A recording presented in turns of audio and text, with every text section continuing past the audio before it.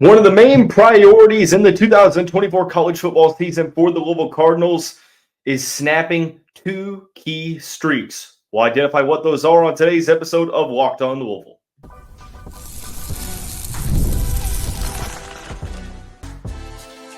You are Locked On Louisville, your daily podcast on the Louisville Cardinals. Part of the Locked On Podcast Network, your team every day. What is going on, everyone? Welcome into this Friday edition of the Locked On Louisville podcast. I'm your host, Dalton Pence. I'm going to take this time to personally thank you all for making us your first listen of the day. Just a reminder, the Locked On Louisville podcast is free and available on all streaming services 5 days a week, your team every day. Today's episode of the show is brought to you by Ultimate GM. Ultimate College Football Head Coach is a brand new mobile game that is completely free, has no ads, and is 100% playable offline. Use the promo code LOCKEDONCFB, all caps, inside the game store to receive a free boost to your program. Begin your coaching legacy today. We conclude our three-part series breaking down the Louisville football schedule this season, 4-game increments. We've discussed the first 8 games of the year. We now transition to discussing the final 4. And this slate of games highlights one of the main priorities of the season for Louisville. That is snapping 2 key streaks. Those 2 losing streaks to both Clemson and Kentucky. We'll discuss that storyline. We'll give a brief preview into the 4 opponents, Clemson, Kentucky, Pittsburgh, and Stanford. And then we will give our game-by-game predictions. So, appreciate you all for tuning into this series. I thought it was a fun little series, sort of just breaking down the schedule. That's a good way to really give my full record prediction and also give a little bit of a brief preview into the opponents. But the last 4 games on the schedule for Louisville are as follows. Saturday, November 2nd, Louisville will go at Clemson to take on the currently ranked 14th Clemson Tigers. That's down in Death Valley Junior. They'll stay on the road, but not before a bye week. That will happen on the weekend of the Saturday, November 9th. They'll go to California to play Stanford November 16th. On the 23rd of that month, they will return home for Senior Day, their final home game against the Pittsburgh Panthers. And then they will conclude the regular season with the Governor's Cup. Up until this point, I have the Louisville Cardinals going 7-1. The lone loss is on the road against Notre Dame. The Cardinals in this hypothetical have a great opportunity not only to put themselves in a key spot to get back to Charlotte for the ACC Championship game, but also for the playoffs in general, because a 7-1 team with victories over Miami and SMU, and even Georgia Tech, I feel like you're definitely going to be ranked. It's just a matter of how high, and you have some key opportunities to boost that resume throughout the rest of the schedule. 3 of the 4 for the Cardinals in the final 4 games of the season will be on the road. So Louisville will have to go on the road in conference play twice, and they'll host Pittsburgh while having that rivalry game on the road at Kentucky. As I mentioned, the priority or 2 priorities for this season, don't get it twisted. Yes, you focus on the end result. You're focusing on trying to get to your first playoff, but you're also looking to snap 2 extremely key streaks. The first one is the Clemson streak. Louisville has yet to defeat the Clemson Tigers since joining the ACC back in 2014. And they've come close more often than not. It's been painstakingly brutal in the ways that Louisville has lost these games. And what makes matters worse is that last year was the first time I think Louisville did Louisville play Clemson in 2020? That COVID-shortened year, I'm not sure if they played them or not. They didn't. So 2020 and 2023 were the first times that Louisville did not play the Clemson Tigers since joining the conference. You look at the close losses, 2014, James Quick gets tackled by the goal line. Louisville has 4 plays to get it in for a touchdown. I can't do it. 2015, They had Clemson at home for a primetime game. Couldn't do it. 2016, James Quick went out of bounds right before the first down marker and lost in that Classic game. 2017 was a blowout. 18 was a blowout. 19 was a blowout. 2021, you had the Tigers on the ropes. You were beating that team by double digits. Malik Cunningham got hurt, and Clemson decided to come roaring back, no pun intended. And Louisville had still another opportunity, 4 plays inside of the 5-yard line, and couldn't punch it in. 2022, really not that great of a performance from the Cardinals. They ended up losing by 15, but it was close nonetheless. So for a team that is looking to get that resume-boosting win, snap a huge losing streak in the conference, and just overcome a series of brutal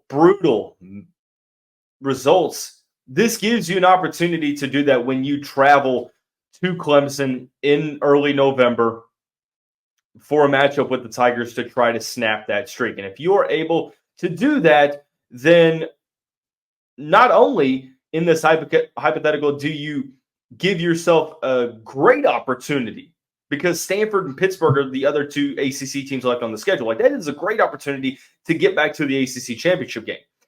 But also, it's just that momentum. It's something that hasn't been done since you've joined the program or joined the conference, and you've had some very, very good teams. So, case in point, that would be a huge streak to snap. The other one is probably the more important to the fan base of the 2. That is the Kentucky streak. Usually this series is one that is lopsided for a period of time, and then it flip-flops, and then it just keeps kind of going back and forth. But the Cardinals have yet to defeat the Kentucky Wildcats since Lamar Jackson left. They embarrassed Kentucky on the road in 2017. Lamar left, and unfortunately, it's been a rather forgetful rivalry for our Cardinals. 2018, you had the worst team in program history. 2019, you had some momentum. You got your butt handed to you. 2020, you didn't end up playing them because of the COVID season. 2021 was another blowout. Will Levis ran all over the Louisville defense. 2022 was closer than all the other matchups. I mean, it was a rather close game. 2023, you choked. Absolutely choked. Gave up too many big plays, turned the ball over in key situations.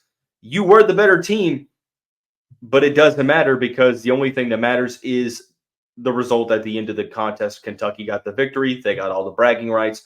So you're going to have another good team.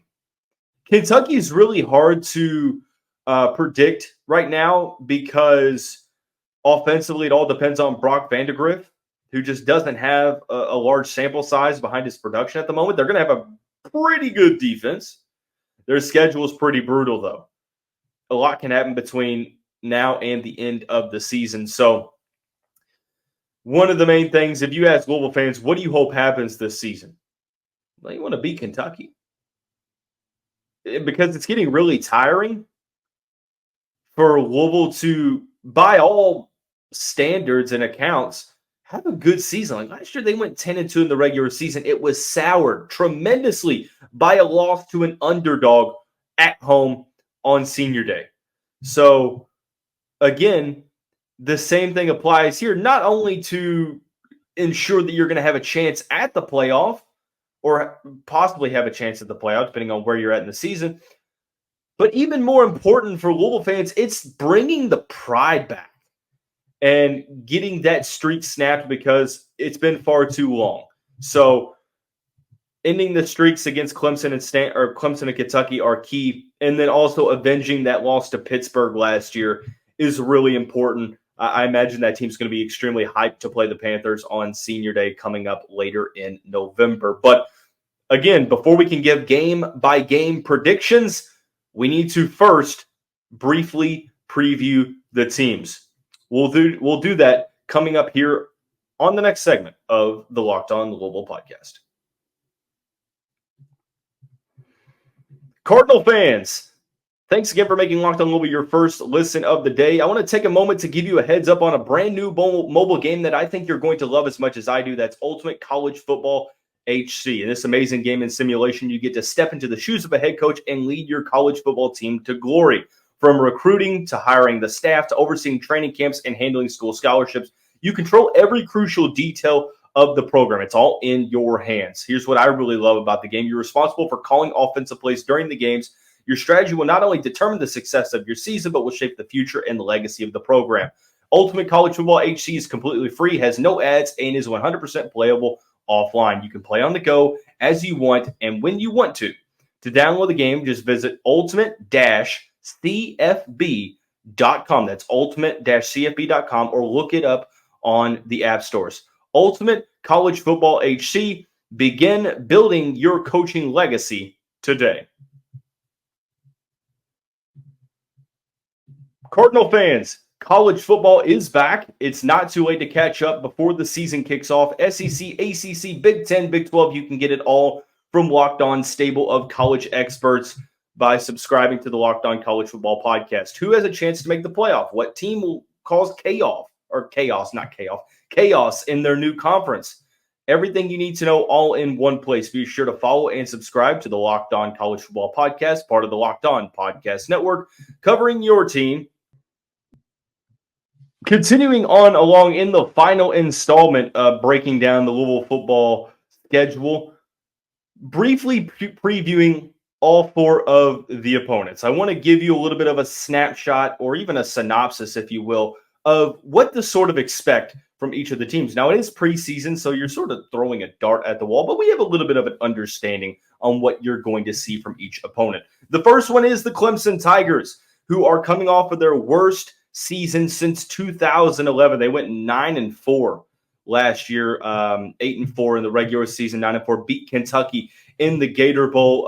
Offensively, just not that great of a season. They did hire rising offensive coordinator Garrett Riley to lead the Clemson offense, but the main thing is going to be whether or not Cade Klubnik can take that next step forward in his development and be the signal caller that he was being hoped to be by their fan base.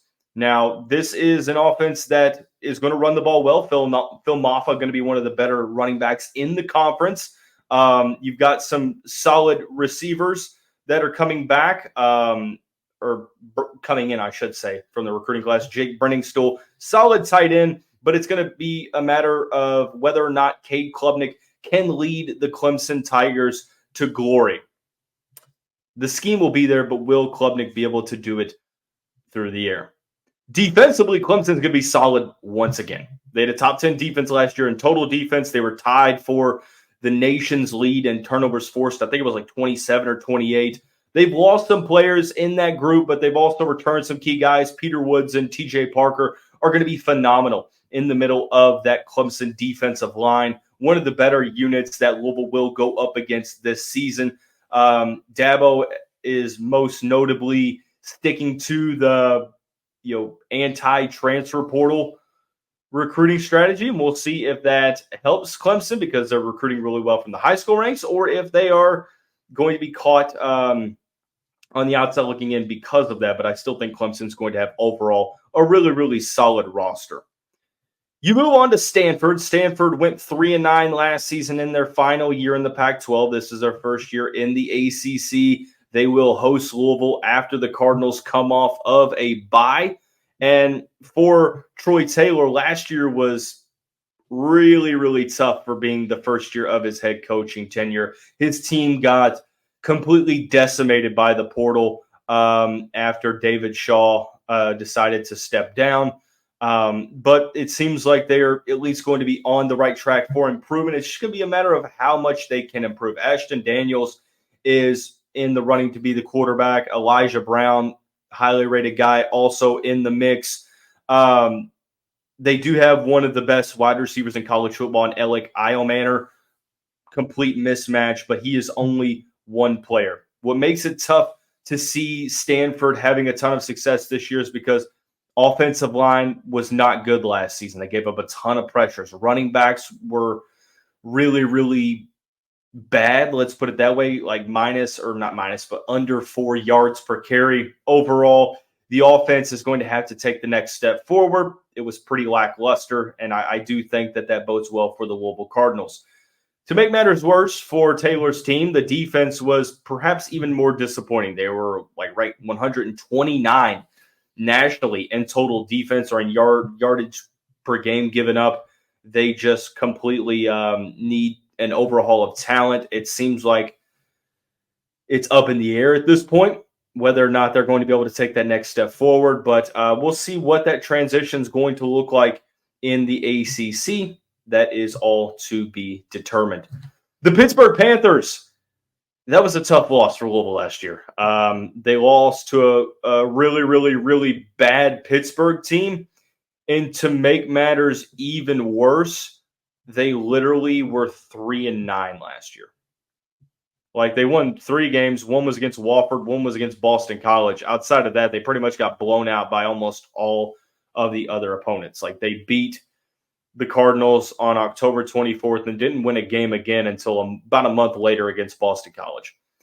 They lose some players on the offense. There's the carousel at quarterback. It seems like Nate Yarnell, who started the final 2 games of the 2023 season, is going to be in line to be QB1, but Eli Holstein, the Alabama transfer, highly rated high school player, he's in the mix, so we'll see if he's going to play under Pat Narduzzi. Cade Bell, 31-year-old offensive coordinator from Western Carolina, brings a spread offense to the table. Some of his skill position players followed him.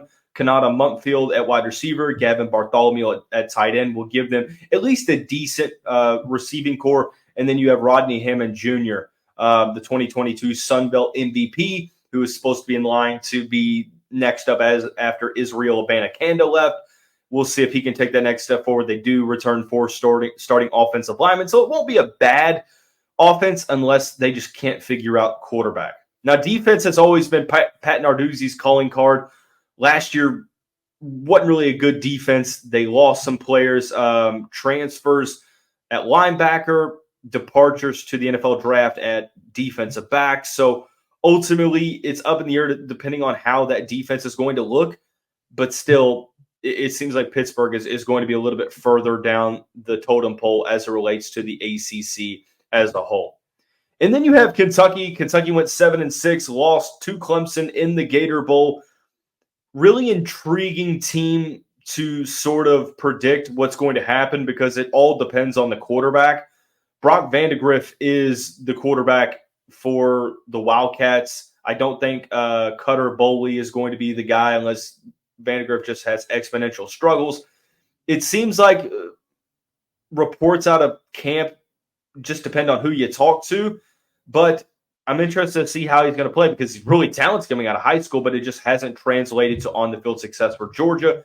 It's either going to go really good or really bad, in my opinion, for Kentucky. They've got Chip Trayanum, or Trayanum, I think it's how you pronounce it, Trayanum, I'm not sure. Transfer from Ohio State. I think he's out for the first couple weeks of the season due to injury. But the key for Kentucky is returning Berrien Brown and Dane Key. Berrien Brown is one of the most electric wide receivers in the country. Not only is quarterback going to be key for the Wildcats, but also they're going to have really good offensive line play. That's been an issue for the past couple seasons. We'll see if that remains an issue in 2023. The defense is going to be solid.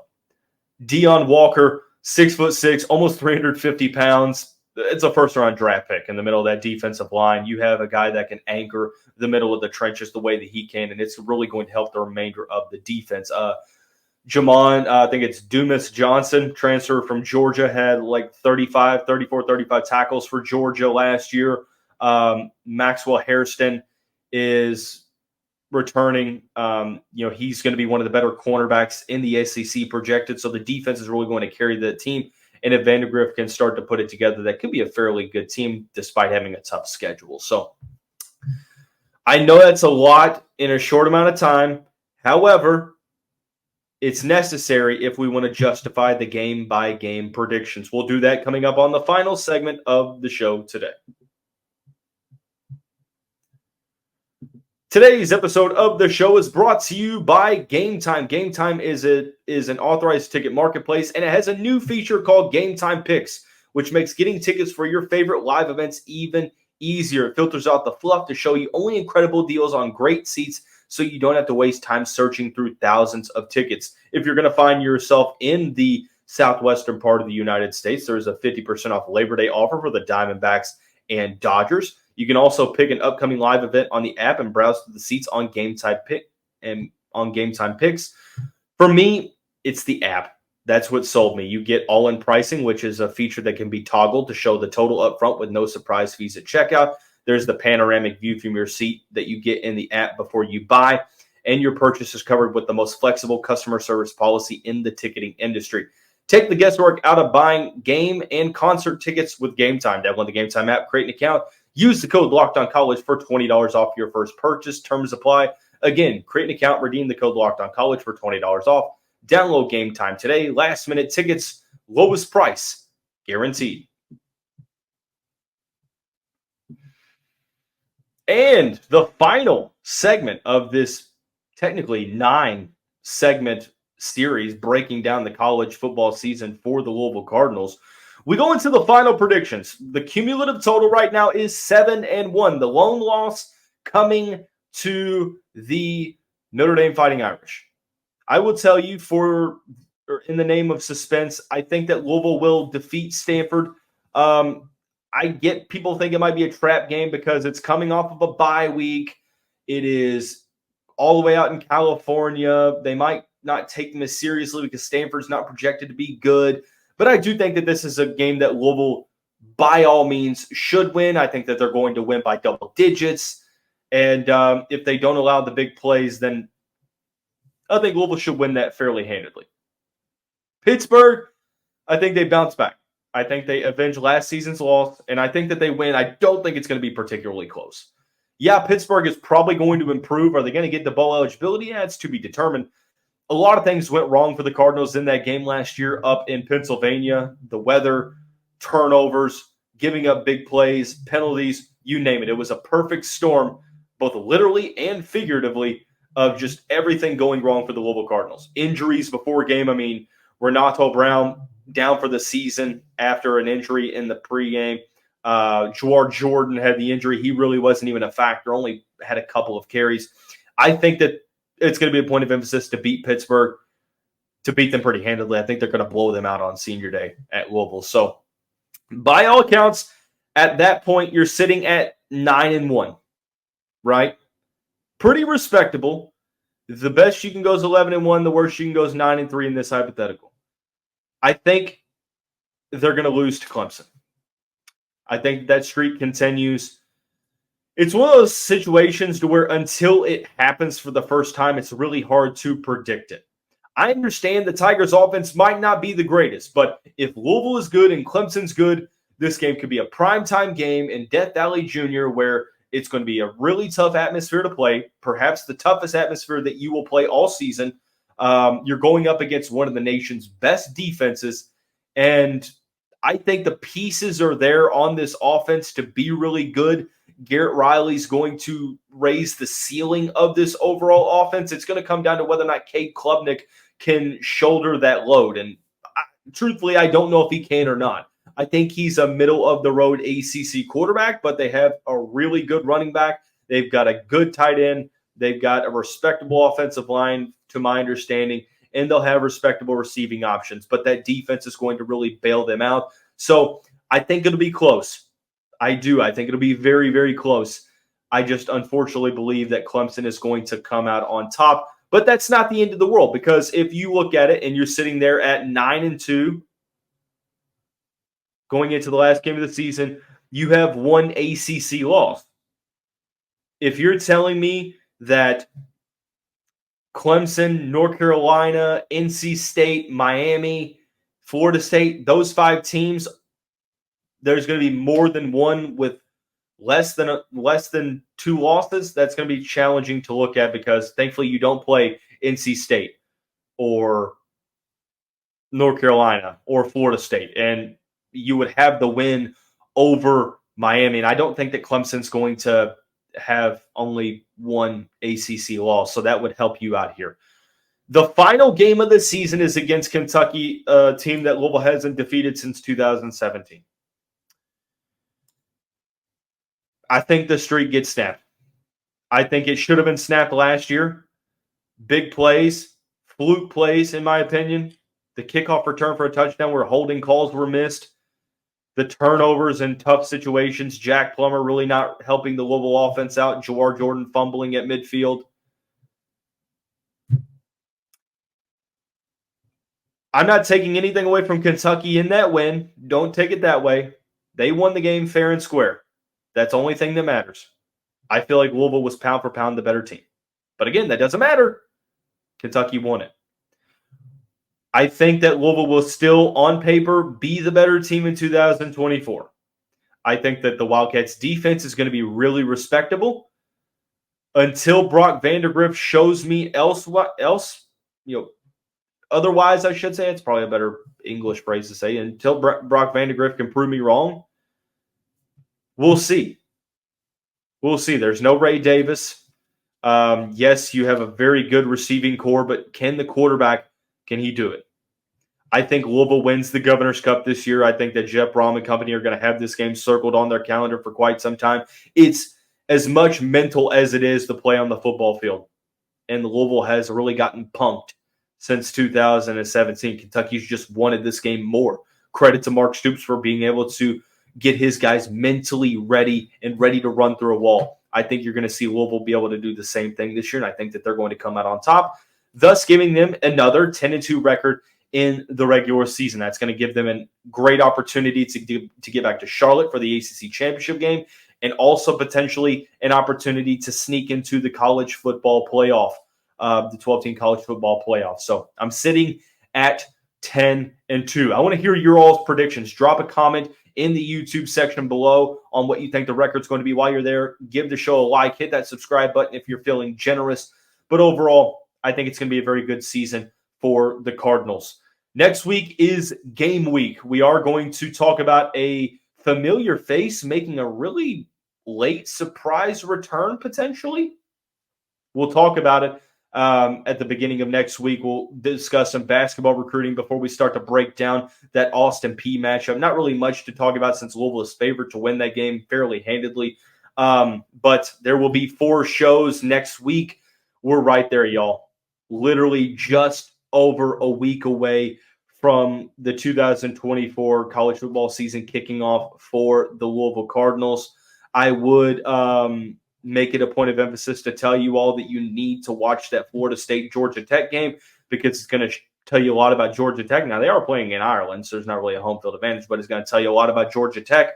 What it's also going to do is, if Florida State picks up that first ACC loss during the first game of the year, that gives the Cardinals that much more of an advantage to get back to Charlotte later on in the season. So that's going to wrap up this Friday edition of the show. Everyone have a great day. Have a great weekend.